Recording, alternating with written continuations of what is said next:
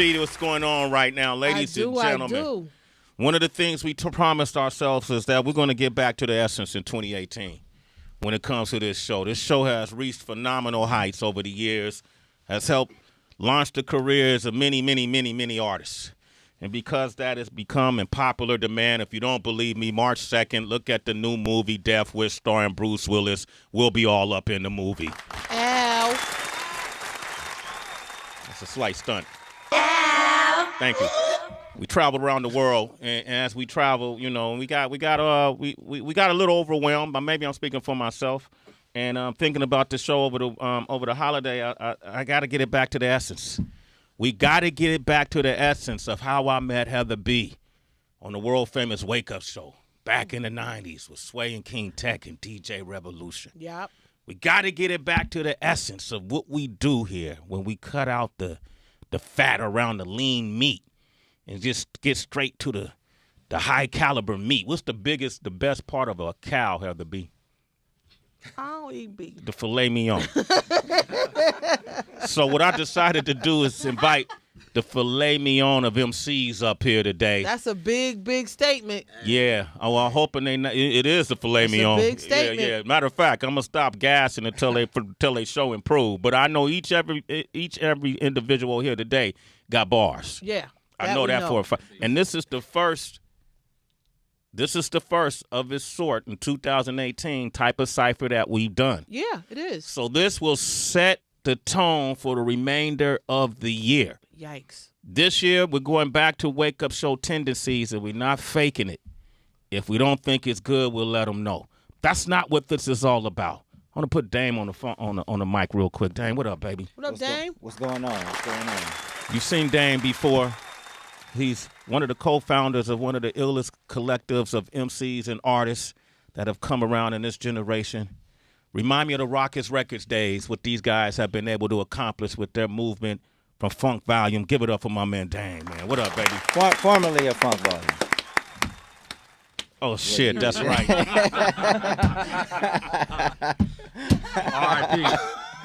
R.I.P. You said there ain't no being fake. He just telling you the facts. That's all. That's right. Yeah. Okay. I guess we got to get that out the way too. Formally, we didn't discuss this since no, we haven't. Since Hobson came up, right? Nah.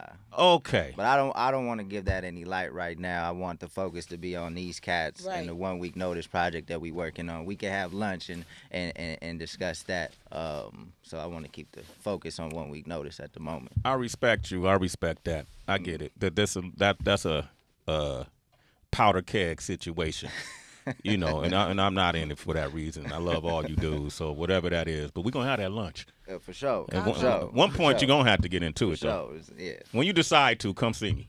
Definitely. I'm glad to. Okay. I'll be glad to. But that's not what this is today. That's not what this trip is about. So you got Kato over here, right? I got my man Kato, Jarren Benton, Emilio Rojas, Demrick. Yeah. There's some cats that couldn't make it today. We also have Audio Push. Yep. Reezy. We got Dizzy Wright. Mm-hmm. We have Reezy and DJ Hopper as well. So it's a collective of 9 cats that came together for 1 week, flew them out to Austin.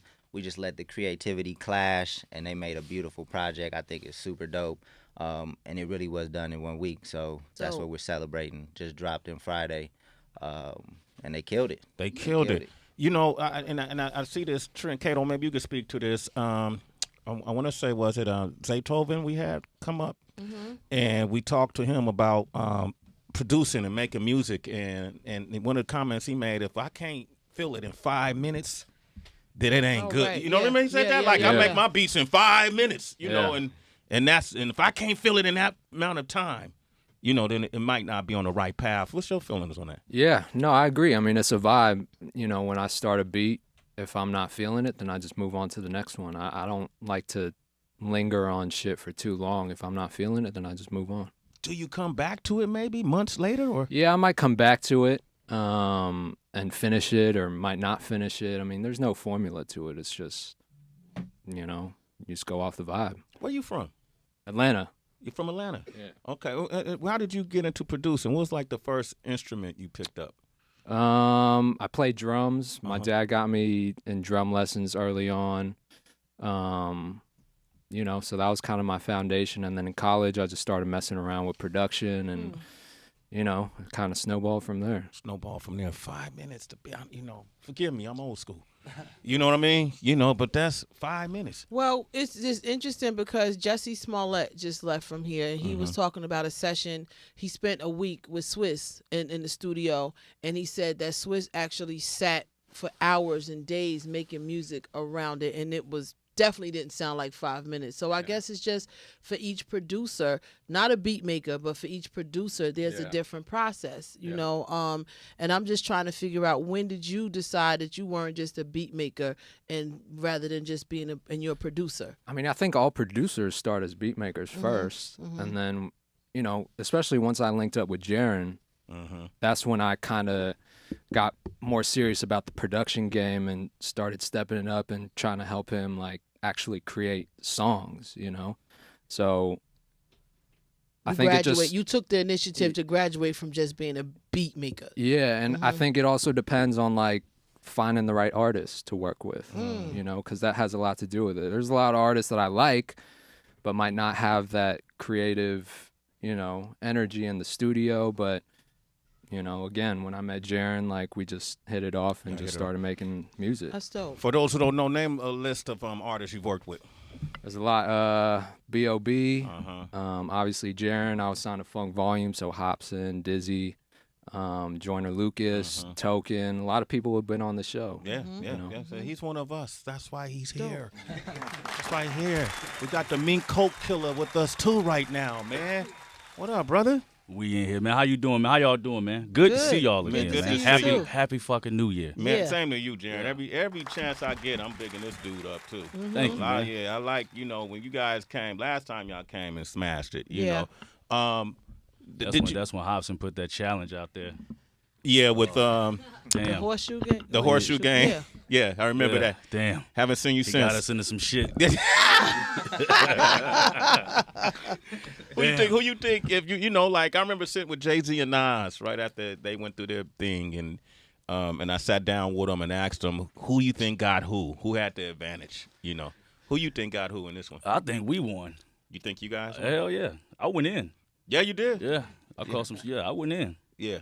You know, I give them this. They was more technical with theirs, but you know, I went simplistic. You how have you seen any of those guys since? No. You know what's crazy thing? Before they took the challenge, to this day I still think them niggas super dope. Like Cricket, all them niggas like flame. So I knew, like I was like, God damn, okay.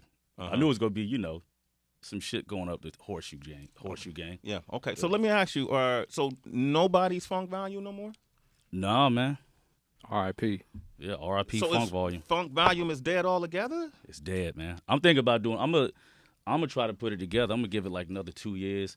I'm gonna try to get everybody together to do a reunion, just so we can get that bag, Tour like money. New Edition. Cause you were the original founder, right? You one of the originals, right? I wanted the original dude. So I wasn't the founder. That was Hobson, Dame, and Swizz. But me and Dizzy came on, you know, shortly after, and yeah, man. So it's a wrap. No more Funk Volume. No more Funk Volume. It's sad. It sucks. Yeah, I but thought we had some dope shit. yeah.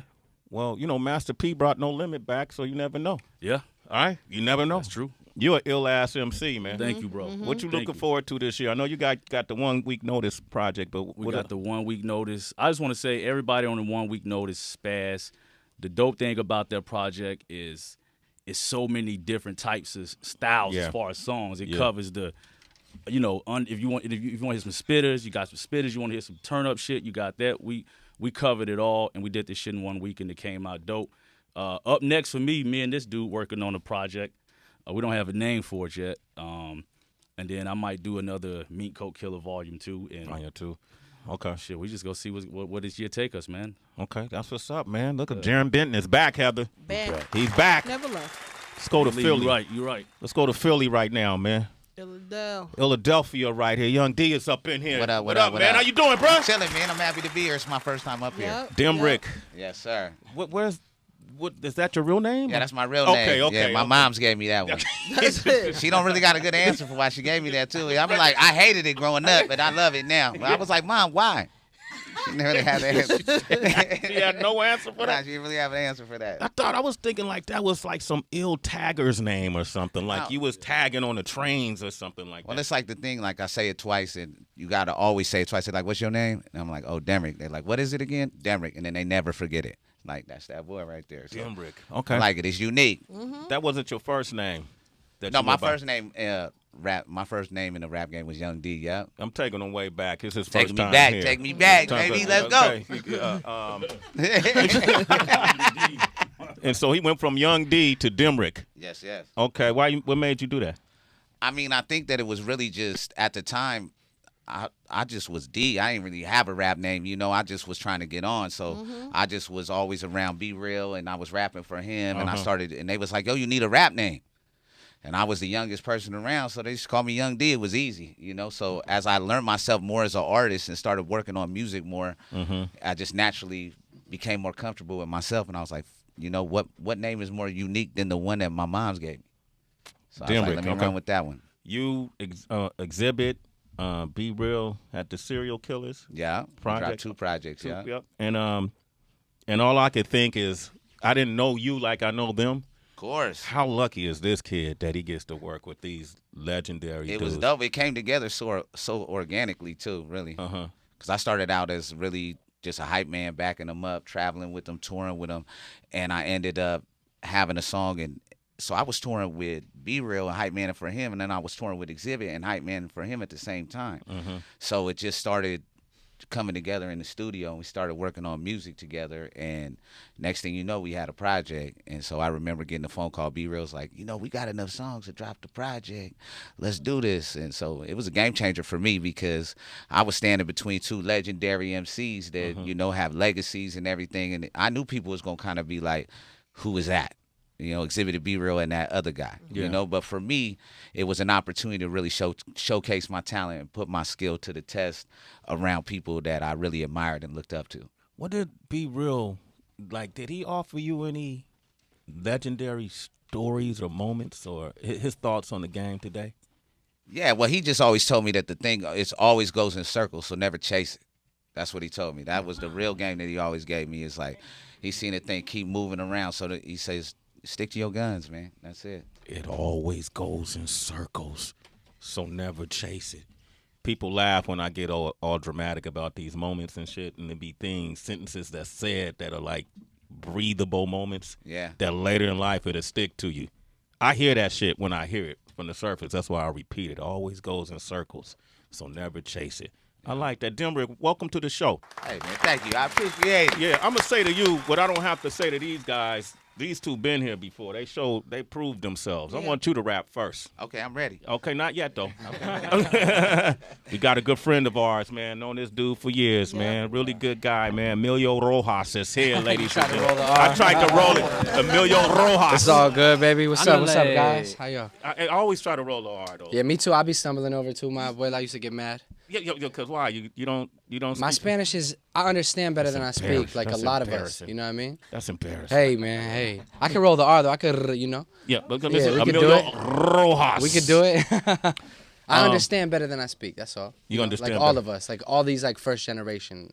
You know, we all like, our grandparents don't really like the way we speak Spanish, but we get by. Yeah? Yeah. What's your thought on DACA, man? Have you been following politics? Hell yeah, yo, this shit is fucked up. Speak on it. Yeah, like, I mean, you can't let these kids who were given, like, I just think it's unfair, like, in a land that we stole from natives to specifically target a group that really isn't doing any damage. You know, they're contributing to the economy.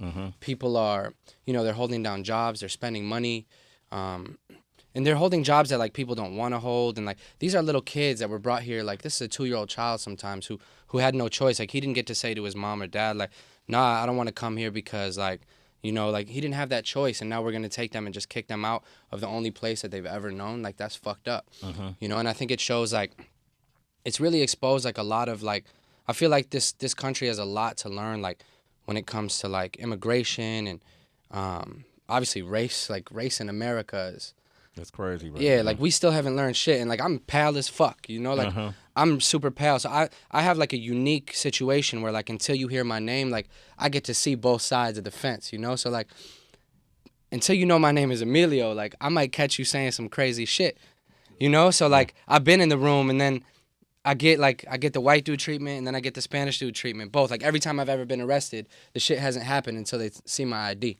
You know what I mean? Oh wow. So it's like, you know, I've seen it switch, and like I could just speak like to the fact that like racism is real. There is white privilege because I've enjoyed it because I'm hella pale. What does it feel like?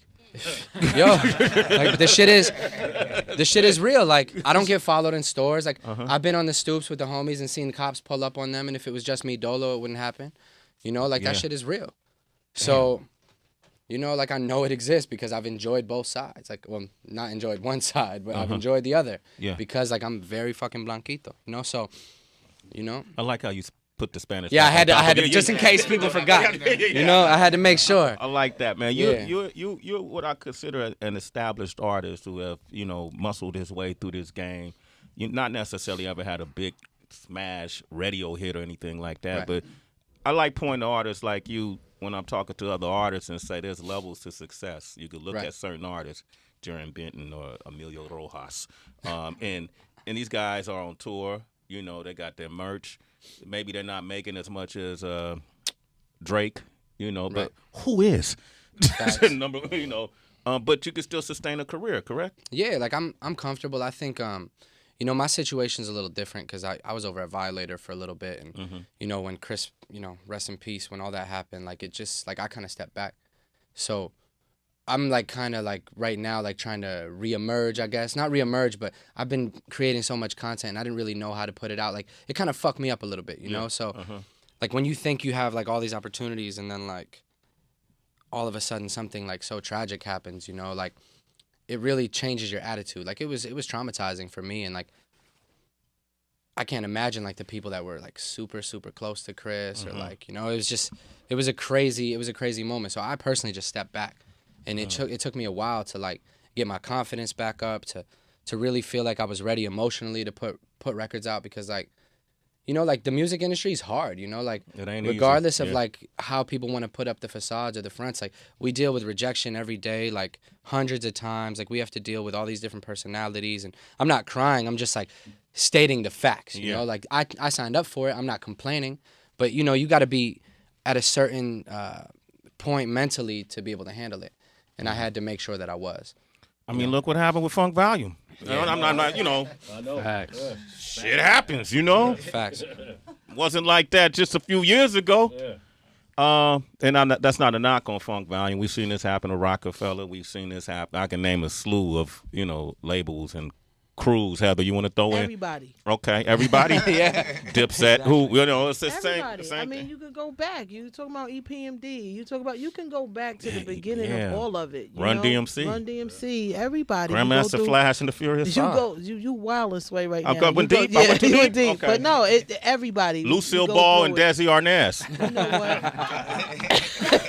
Word. I'm saying, Everybody yo. go no, but I think it's a maturity level too. Like we're human. People got families. People got issues at home. People doing other stuff. People, their bills change. Their situation change. And sometimes I just was telling a friend last night, you know, you growing in growth. You know, it gets uncomfortable. These are my favorite pair of shoes, but my feet are growing. You know, like I gotta change. I gotta get up. You hate to give it up, but I gotta move on. You know, so it happens with all of us. And maybe, like you said, you get the group back together some other time, catch that bag, and we'll all come out and support, you know, the reunion tour. But it's all right. It happens. As long as the dirty words don't hurt too bad, everybody can pick up and move on. You know. That's real. All right, cool. Okay, so thank you, guys. Thank you to Heather as well. 1 week notice. That's out now. It's a collaborative project. 9 artists and producers, right? How many? Yeah, so there's seven rappers, but Price is also a producer, and then we had DJ Hoppa and Kato producing as well. Price from And Audio. Reezy's also a producer as well. Okay. But So- this project is dope because, like you said, all these artists are where they're at. We were able to bring them together, have this collective, cross-promote each other, support each other, create a moment so that everybody can get a nice push into 2018 and then do their thing. So, And do their thing and launch your things off of that. Are y'all going to tour? this came together so fast. Cats have their own tour set up already. Dizzy's about to go on wow. tour with Joyner Lucas. Audio Push is about to go on tour next week. But you never know what could happen. I think that this process exceeded everybody's expectations. So now there's more ideas than we originally had. So, we never know what could happen in the future. All right, I'm gonna open up these phone lines. Citizens, man, we got these true MCs up in here, producers as well. 888-742-3345. I'm gonna play. I got a chance to check out the album because a couple of crews aren't here, so I had to pick tracks that I knew everybody was here on. So What Means the World is one of the ones that stood out to me that I want to play from the project. And then we're going to open up these phone lines, get this cypher going. 2018, Sway in the Morning, Shade 45. It's Sway in the Morning, only on Shade 45.